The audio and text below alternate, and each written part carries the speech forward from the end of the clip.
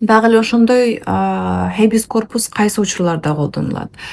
Депортация мүмкүн эмес болгондо адамга чечим чыкты депортацияга, бирок эч бир өлкө муну кабыл ала албайт, ошондо хебис корпус айтат: эгерде эч жакка жөнөтө албасаңар, эмнеге дагы эле кармап жатасыңар, же болбосо буну бошоткула деген мүмкүнчүлүк, же болбосо ушундай эле укук берилет. Asylum сураганда, башкалуу укук сураганда качып келди, коргоо сурады, аны камап коюшту. Интервью жок же чечим жок. Ошол кезде бул коргоо сурап жатса, ал эмне үчүн түрмөдө, эмне себеп үчүн, же болбосо себебин айтпа, же болбосо дагы эле мен айткандай жибергиле деген укук берилет.